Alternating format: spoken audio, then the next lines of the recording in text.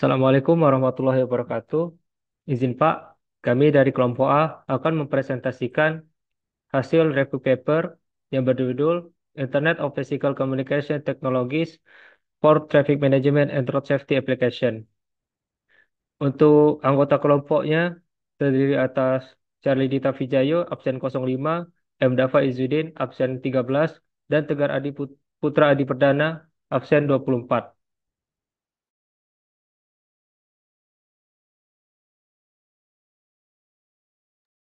Untuk judul paper yang kami review berjudul Internet of Vehicle Communication Technology for Traffic Management and Road Safety Application. Ditulis oleh Arnav Thakur dan Reza Malikian, diterbitkan di Wireless Personal Communication, Institusi University of Pretoria, Afrika Selatan, dan Malmö University, Swedia, pada tahun 2019, Jurnal Wireless Personal Communication. Latar belakang penelitian ini yaitu pertumbuhan kendaraan yang terus meningkat menyebabkan kemacetan lalu lintas dan meningkatnya kecelakaan. Sistem transportasi cerdas mencoba menyelesaikan masalah ini dengan mengembangkan teknologi komunikasi antar kendaraan, khususnya berbasis Internet of Vehicle atau IoV. Penelitian ini muncul dari kebutuhan untuk mengevaluasi teknologi komunikasi nirkabel yang dapat mendukung sistem IoV dalam menyampaikan informasi secara cepat, akurat, dan handal.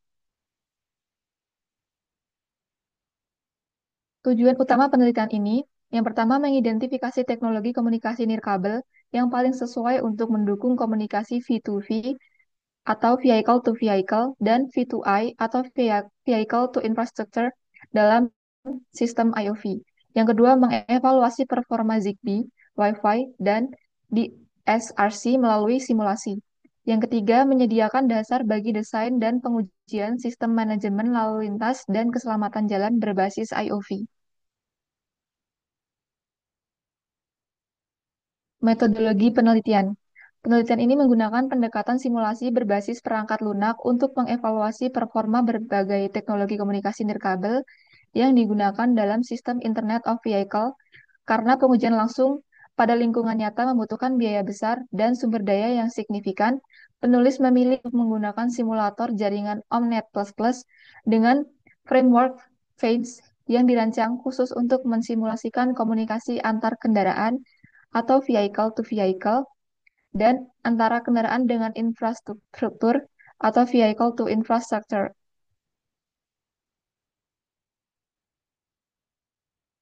Kemudian, untuk pemilihan platform simulasi, dari berbagai simulator jaringan yang ada seperti NS2, NS3, Omnet++, penulis memilih Omnet++ karena keunggulannya dalam hal skalabilitas untuk jaringan besar, kemampuan mensimulasikan protokol komunikasi seperti IEEE 802, 11P, DSRC, Zigbee, dan Wi-Fi. Integrasi dengan Fence Framework yang memungkinkan simulasi mobilitas kendaraan realistis berdasarkan peta jalan. Untuk lingkup dan parameter simulasi, simulasi dilakukan untuk tiga teknologi nirkabel. Satu, Zigbee, Wi-Fi, dan DSRC. Kemudian, simulasi mempertimbangkan beberapa parameter kunci. Satu, kecepatan dari 15 km per jam hingga 120 km per jam. Ukuran paket data mulai dari 3 byte hingga 3 kilobyte. Frekuensi pengiriman pesan dari 1 Hz hingga 1000 Hz. Kemudian, model mobilitas kendaraan menggunakan model linear mobility untuk menyimulasikan kendaraan bergerak sejajar dalam lintasan lurus mengikuti model Manhattan Grid. Kemudian, lingkungan simulasi, area 300 kali 300 meter untuk Zigbee atau jangkauan pendek, dan 1100 kali 500 meter untuk Wi-Fi dan DSRC, jangkauan hingga 1 kilometer.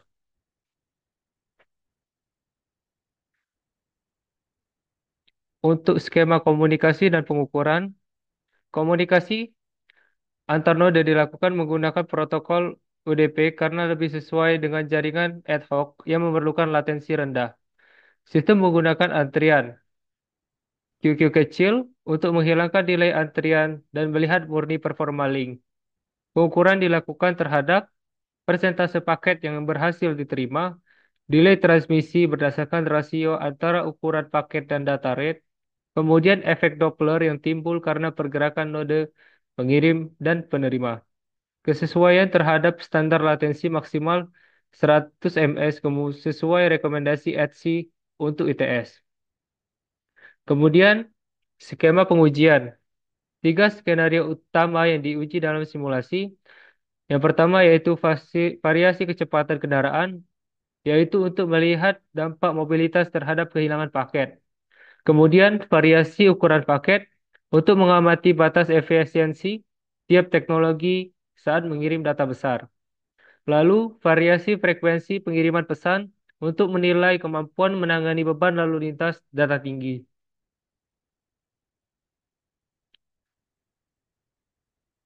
Hasil penelitian yaitu keandalan pada kecepatan tinggi.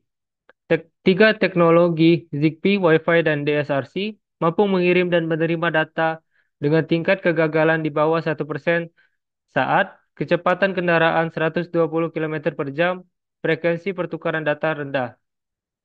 Performa pada frekuensi tinggi, Wi-Fi dan DSRC masih menunjukkan performa baik saat frekuensi pertukaran data meningkat. Sementara ZigBee mulai kurang optimal. Ukuran paket dan frekuensi, ketika teknologi dapat bertukar data dengan ukuran 300 byte pada frekuensi 10 Hz, sesuai standar tertinggi ETSI dan ITS.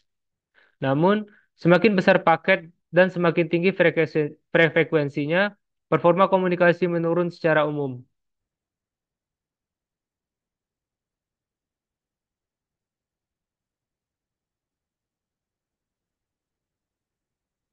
Kesimpulan, ZigBee dan DSRC cocok untuk komunikasi V2V karena waktu koneksi cepat dan performa memadai untuk data kecil dan frekuensi rendah.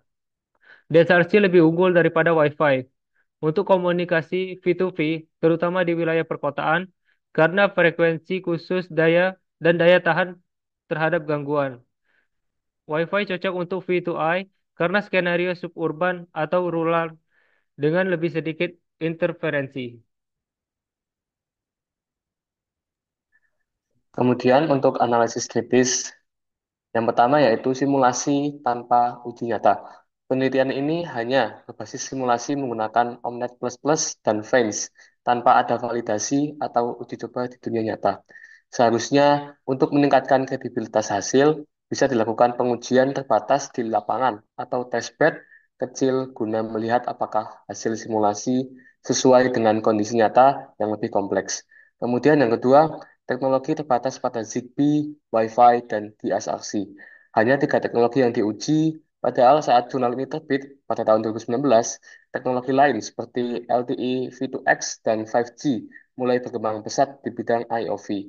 Seharusnya penelitian ini minimal memasukkan pembahasan atau simulasi awal untuk teknologi LTE, V2X atau 5G sebagai pembanding atau prediksi perkembangan sistem IoV ke depan. Kemudian yang ketiga yaitu aspek keamanan dan privasi belum dibahas. Tidak ada kajian atau simulasi terkait aspek keamanan data, enkripsi, dan privasi komunikasi antar kendaraan. Padahal dalam sistem IoV, keamanan dan privasi sangat krusial karena informasi sensitif seperti lokasi, kecepatan, dan identitas kendaraan bisa disalahgunakan. Kemudian lingkup area simulasi yang terbatas, simulasi hanya dilakukan pada area 300 kali 300 meter untuk ZigBee dan 1100 kali 500 meter untuk Wi-Fi dan DSRC. Area tersebut terlalu sempit untuk merepresentasikan skenario lalu lintas sebenarnya, khususnya untuk jalur-jalur dengan kompleksitas tinggi seperti jalan tol, antar kota, atau kawasan padat perkotaan. Kemudian tidak dibahas konsumsi energi dan biaya. Tidak ada analisis mengenai konsumsi daya atau efisiensi energi masing-masing teknologi. Padahal untuk sistem IoV yang akan diimplementasikan masif, faktor energi dan biaya operasional menjadi hal yang penting dan krusial. Kemudian untuk pengembangannya adalah uji coba di dunia nyata. Melakukan pengujian terbatas di lapangan menggunakan kendaraan nyata yang dilengkapi perangkat komunikasi ZigBee, Wi-Fi, dan DSRC di area terbatas. Misal di area kampus, atau kawasan uji coba transportasi. Tujuannya untuk memvalidasi hasil simulasi dengan kondisi lingkungan sebenarnya, sekaligus mengidentifikasi faktor-faktor tak terduga yang tidak muncul di simulasi, misal interferensi elektromagnetik dari lingkungan cuaca atau pengalam fisik. Kemudian penambahan teknologi LTE, V2X, dan 5G. Memasukkan teknologi komunikasi baru seperti L2E, V2X, dan 5G ke dalam simulasi, lalu membandingkan performanya dengan DSRC, Wi-Fi, dan Zigbee.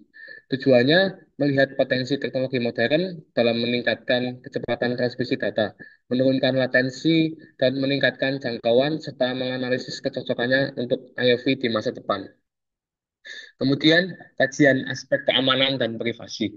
Mengembangkan simulasi dengan menambahkan skenario serangan data, misal data injection, spoofing, atau eavesdropping, serta menguji efektivitas protokol keamanan seperti enkripsi TLS atau autentikasi digital sertifikat di IoV.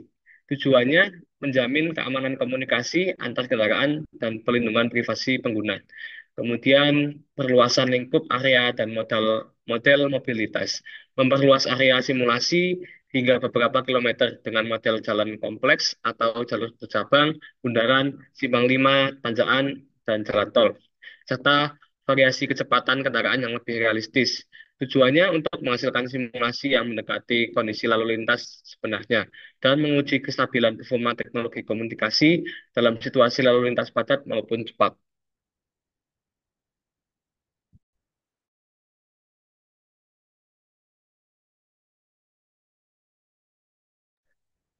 Baiklah, itulah presentasi dari kelompok A.